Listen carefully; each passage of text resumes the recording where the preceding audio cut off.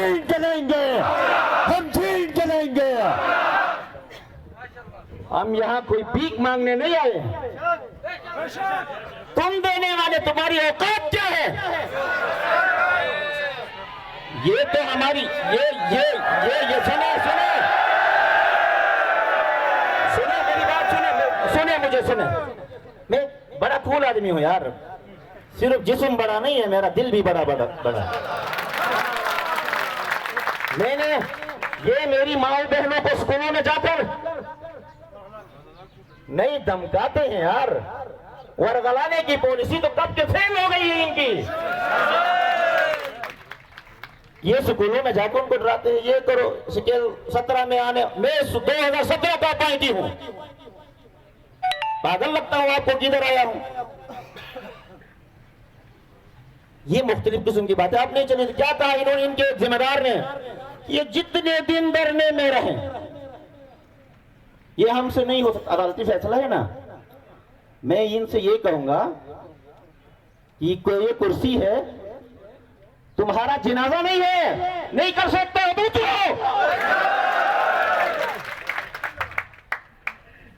मैं secretary education और director general साहब आपसे मुखातिब हूं, अपने इन चीलों को, हमारी खवातीन को धमकाने से बाज रखें,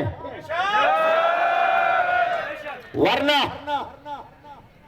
फिर जो होगा उसकी जिम्मेदारी आपके ऊपर होगी। हम इस धरने की वसातत से हुकूमत गिलगित बल्तिस्तान से मुतालिबा करते हैं कि इनकी, ये देखें, ये तालीम गिरा है तो जिम्मेदार यही दफ्तर वाले हैं। और इस तरह के ओछे हथकंडे अगर आप इस्तेमाल करेंगे, अगर तुम संगमरमर हो तो पत्थर हम दे रखते हैं। बस इतना ख्याल रखिए। तो मैं अपने मौजू की तरफ आ रहा हूं। मैंने आज लंबी तकरीर करनी नहीं है, बहुत छोटी तकरीर करनी है कि एक शेर से, ये हमारा पॉलिसी बयानिया है। हमारे मुज़ाकरात हो रहे हैं, हमने प्यार का दामन अपनी नए ताज के पत्ते इसलिए नहीं खेले कि हमें एतमाद दिया है हुकूमत वक्त ने, और जिस पर हम उनके मशकूर हैं, और जिसका नतीजा कल इंशाल्लाह आएगा, और इंशाल्लाह अच्छा ही आएगा, क्योंकि हम अच्छे के अलावा मानने वाले नहीं हैं। खत के छोटे से तराशे में नहीं आएंगे। तुम तो सांचू की बात करते हो, सुनो। खत के छोटे से तराशे में नहीं आएंगे, गम ज्यादा है लिफाफे में नहीं आएंगे। खत के छोटे से तराशे में नहीं आएंगे, गम ज्यादा है लिफाफे में नहीं आएंगे। हम न मजनू हैं न फरहाद के कुछ लगते हैं, हम न मजनू हैं न फरहाद के कुछ लगते हैं, हम किसी दश्त तमाशे में नहीं आएंगे। आखिरी ये पैगाम वाला शेर है कि हम, उसकी कुछ खैर खबर हो तो बताओ यारो, उसकी कुछ खैर खबर हो तो बताओ यारो, हम किसी और दिलासे में नहीं आएंगे।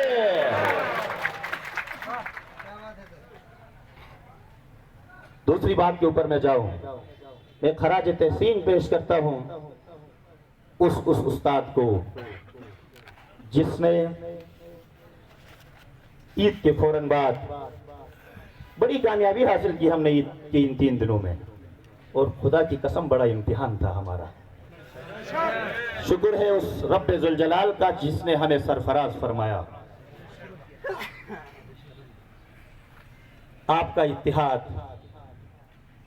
आपका सब्र, आपकी मोहब्बत ही हमारी ताकत है। इसे यकीनी बनाना है आपने। हमारा मुस्तकबिल भी हमारी इत्तिहाद से ही जुड़ा है, ये याद रखें। बहुत से दोस्त ये छोटे छोटे सवाल लेकर आते हैं, मैं जल्दी जल्दी आगे बढ़ूं, वो कहते हैं ये होगा वो होगा, तो क्या होगा? कुछ नहीं होगा। हमारा इत्तिहाद हर जुल्म का इलाज है।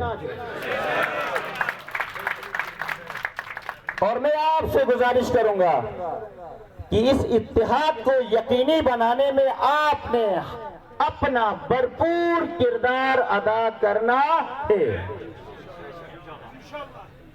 अपने जज्बात को मारना पड़े तो मारेंगे हम, मगर इत्तेहाद को नुकसान नहीं पहुंचाएंगे। ये बात भी आपको बताऊं, ये कुछ नहीं कर सकते। अभी सुने, ये हमें रोकने के हवाले से जितनी पॉलिसीज थी सब में शिकस्त फाश खा चुके हैं।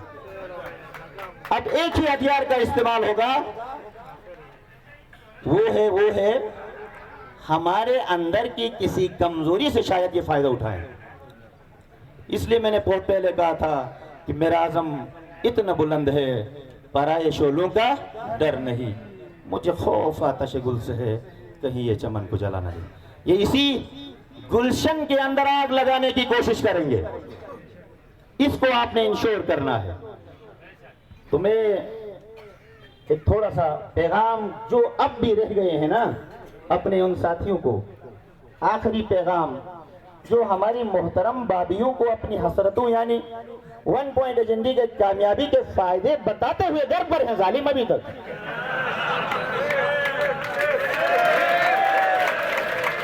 मैंने उस दिन भी कहा कि बहुत से ऐसे स्टोरीज मेरे पास आ गई, काश कि मेरा वो मकाला पूरा होता, उसमें मैंने ये सारी बातें लिखी हैं कि इधर नहीं भी आके इधर से ऊपर ना करने वाले अंदर से बांध गए हैं। और खुदा की कसम हम तो इतने पता भी नहीं है कि अगर 1 पॉइंट एजेंडा पूरा होगा तो हम इतने जज्बाती नहीं होंगे। उन्होंने तो बाबियों से कब के वादे भी किए हैं, हमें तो मौका ही नहीं मिला अभी तक वादे करने का। तो ये जालिम वादे करते हैं मगर इधर नहीं आते। उनके लिए मैं एक शेर कहूंगा कि उस सिपाही की कहानी भी निराली है कि जो, उस सिपाही की कहानी भी निराली है कि जो शामिल जंग तो था, लड़ने को तैयार न था।